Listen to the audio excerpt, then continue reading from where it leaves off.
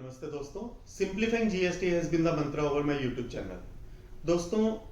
एक supreme court ने एक केस में बात कही थी कि कब रिप वैन विंकलिज्म रुकेगा और कब यूनियन ऑफ इंडिया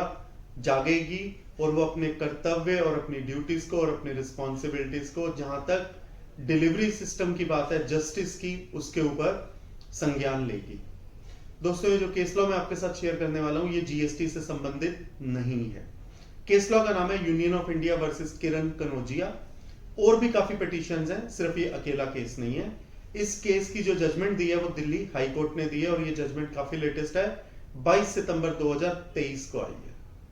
दोस्तों, ये जो केस, जो ये अपील डली, जो ये पिटीशंस डली, ये डली क्योंकि कुछ रेलवे क्लेम ट्रिब्यूनल्स के ऑर्डर्स को चैलेंज किया गया दिल्ली हाई कोर्ट में। कोर्ट को इस बात का गुस्सा है कि जो इंडियन रेलवेज के द्वारा जो अप्रोच अडॉप्ट की गई है, या cement corporation of India limited के द्वारा जो अप्रोच ली गई है अपील्स को लेकर, वो एक ऐसा क्लेम्स के ऊपर है जिनके ऊपर कोई सीरियस वैल्यू है ही नहीं। फ्रीविलस क्लेम्स हैं, not having any serious value. और ये जो क्लेम रेस किए हैं, ये गवर्नमेंट ने रेस किए हैं लीगल प्रोसीडिंग्स के अंदर। इसी वजह से दिल्ली हाई कोर्ट ने इन पिटीशंस को पब्लिक इंटरेस्ट लिटिगेशंस में रिक्लासिफाई कर दिया है, क्योंकि ये पिटीशन सिर्फ उन व्यक्तियों से संबंधित नहीं है जो कि इस केस में पार्टी हैं। इसको पब्लिक इंटरेस्ट के ध्यान में रखते हुए इन पिटीशंस को रिक्लासिफाई कर दिया गया पब्लिक इंटरेस्ट लिटिगेशन के रूप में। और क्योंकि हाई कोर्ट को काफी दुख है और गुस्सा है ऐसे अप्रोच जो अप्लाई की गई है गवर्नमेंट के द्वारा, इंडियन रेलवेज के द्वारा, उन्होंने इस केस में अमिकस कोरियाई भी, उसका भी व्यू लिया। अमिकस कोरियाई वो होता है जो कि डायरेक्ट कोई पार्टी नहीं होता, पर एक ऐसा वकील, एक ऐसा काउंसिल जिसके राय या जिसकी ओपिनियन या जिसके विचारों को भी कंसीडर किया जाता है। और जो अमिकस कोरियाई है इस केस में, उन्होंने भी यही दुख जताया है जो कि गवर्नमेंट के द्वारा जो अप्रोच की जाती है as far as legal proceedings are concerned. दोस्तों, ये जो केसेस पड़े हुए हैं कोर्ट के अंदर, वो मेजरली जो केसेस हैं उसमें या तो स्टेट गवर्नमेंट इन्वॉल्व होती है या सेंट्रल गवर्नमेंट इन्वॉल्व होती है। और यहां पर मैं एक बात का जिक्र आपके साथ करना चाहूंगा कि एक ministry of law and justice, government of India ने एक बहुत ही महत्वपूर्ण मूव लिया था, बहुत ही पिवटल मूव लिया था, और एक पॉलिसी वो लेकर आए थे, नेशनल लिटिगेशन पॉलिसी 2010। पर दुख की बात यह है कि आज तक ये पॉलिसी को इंप्लीमेंट नहीं किया गया, जबकि इस पॉलिसी का पर्पस था कि जो बैकलॉग है केसेस का उसको रिड्यूस किया जाए। और सुप्रीम कोर्ट ने एक दूसरे केस में एक बात ऑब्जर्व की थी, union of India versus Prithvi Singh, उसका भी जिक्र इस केस में किया गया दिल्ली हाई कोर्ट के द्वारा जो जजमेंट दिया गया है कि जो नेशनल लिटिगेशन पॉलिसी 2010 है, ये अभी अंडर रिव्यू थी और एक नई पॉलिसी, नेशनल लिटिगेशन पॉलिसी 2015 को लाए जाने की बात कर रही थी। इट मींस अभी पुरानी वाली तो इंप्लीमेंट हुई नहीं और एक नई नेशनल लिटिगेशन पॉलिसी के ऊपर भी बातचीत शुरू हो गई थी। और नेशनल लॉ, ये लिटिगेशन पॉलिसी यदि ये आ जाती तो जो एवरेज केस लॉ का जो टाइम है वो शायद रिड्यूस हो जाता, और वो 13 साल से जो एवरेज टाइम टेकन है कि एक जो केस को सोल्व होने में लगते हैं, केस के ऊपर फैसला आने में लगते हैं, केस को कंप्लीट होने में लगते हैं, तो शायद वो 13 साल से 3 साल हो जाता। तो वो तो अभी तक आई नहीं, 2010 से लेकर अभी तक 2023 हो गया है। बट साथ के साथ दिल्ली हाई कोर्ट ने इस बात को एक्नॉलेज किया कि एक legal information management and briefing system है, एक ऐसा टूल है जो कि बताता है कितने केसेस पेंडिंग है, और इस टूल के अकॉर्डिंगली ये पता चलता है कि अभी तक 6 लाख केसेस पेंडिंग है, जिसके बीच में सेंट्रल गवर्नमेंट एक पार्टी है, जबकि स्टेट गवर्नमेंट का या पब्लिक सेक्टर अंडरटेकिंग्स का तो डेटा भी अवेलेबल नहीं है। पर फिर भी कोई 6 लाख भी जो नंबर होता है वो कोई छोटा नंबर नहीं होता। और जहां पर इंडियन रेलवेज काफी केसेस में उसका वो डिस्प्यूट के में हिस्सेदार रहता है, तो काफी केसेस में इंडियन रेलवेज पार्टी रहता है। और दिल्ली हाई कोर्ट ने यह भी कहा कि उनको देखना चाहिए सीबीडीटी या सीबीआईसी को, इनकम टैक्स या जीएसटी वाली जो अथॉरिटीज हैं, रेगुलेटरी अथॉरिटीज हैं, कि उसके बीच में भी मॉनेटरी लिमिट्स होती है कि किस लिमिट से नीचे जो डिपार्टमेंट है वो केस नहीं करेगा, और ओनली एक पर्टिकुलर लिमिट से ऊपर ही केस दाखिल किया जाता है, जबकि रेलवे में कोई ऐसा प्रावधान नहीं है जो कि सीबीडीटी या सीबीआईसी में फॉलो किया जाता है। 2 स्टेट्स ऐसे हैं, हरियाणा और सिक्किम, जिसके बीच में प्रोएक्टिव मेजर्स लिए गए हैं कि लिटिगेशन को कैसे सुलझाया जाएगा। और भी काफी स्टेट्स ने ऐसा करने की कोशिश में है, बट एक यूनिफॉर्म पॉलिसी की जरूरत है पूरे भारत में, ताकि एक सिंगल पॉलिसी को अडॉप्ट किया जा सके। 2022 में कैबिनेट सेक्रेटरीज की एक मीटिंग हुई और जिसके बीच में नेशनल लिटिगेशन पॉलिसी 2010 को डिस्कस किया गया और ये पाया गया कि ये पॉलिसी क्लियर होनी चाहिए, स्ट्रीमलाइन होनी चाहिए और easily understandable by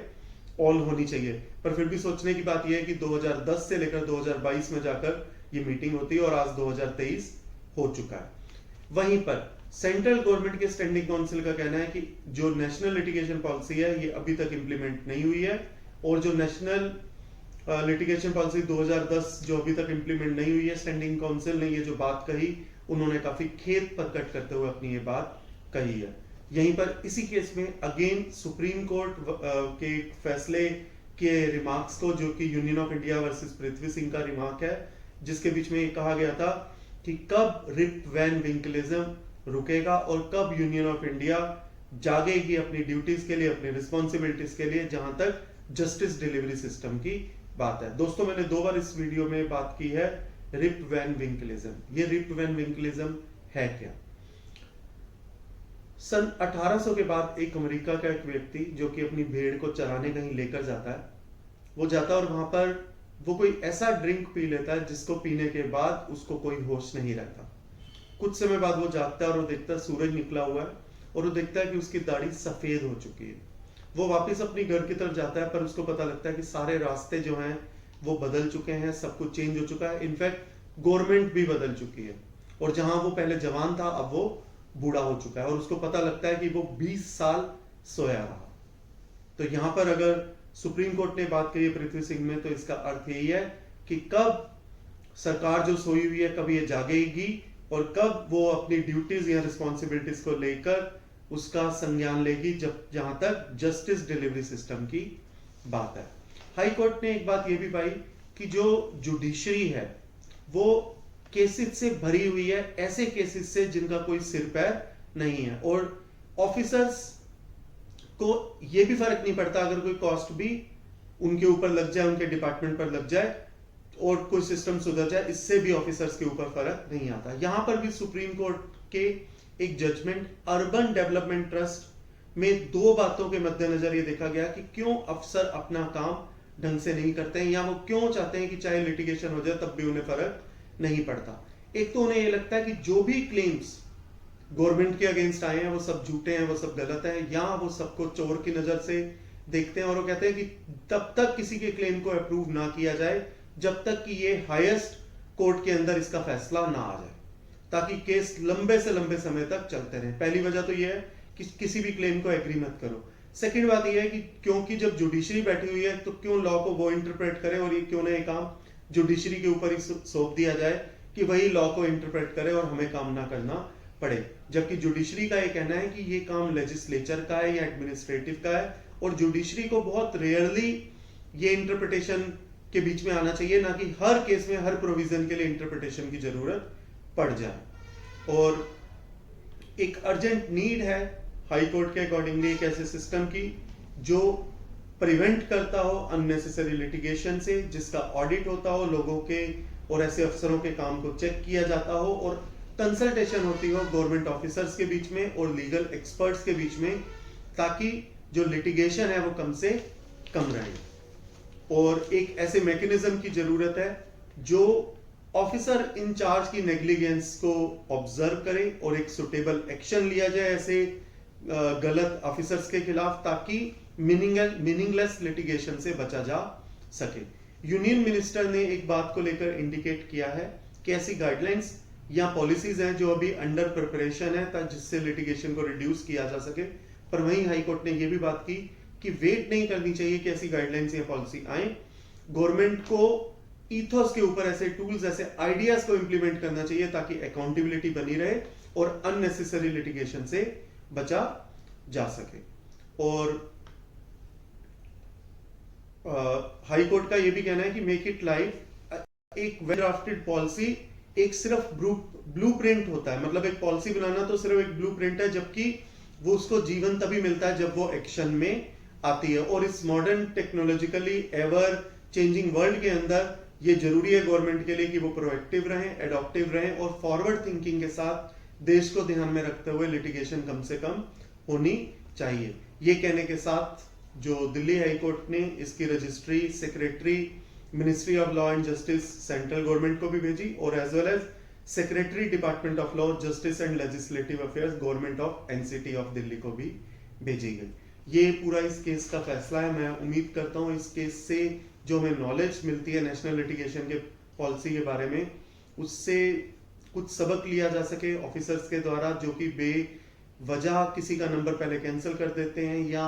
high court के या सुप्रीम कोर्ट के फैसलों को बिना ध्यान में रखे हुए एक ऑर्डर पास करते रहते हैं, जिससे लिटिगेशन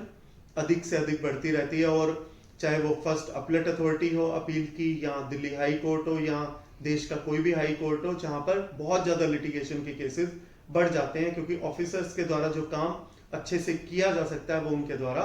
नहीं किया जाता। दोस्तों, मैं उम्मीद करता हूँ ये जो केस लॉ है, ये जो नॉलेज मैंने आपके साथ शेयर की है, ये आपकी प्रोफेशनल नॉलेज के लिए, आपकी बिजनेस नॉलेज के लिए, आपकी लीगल नॉलेज के लिए काफी यूजफुल साबित होगी। धन्यवाद।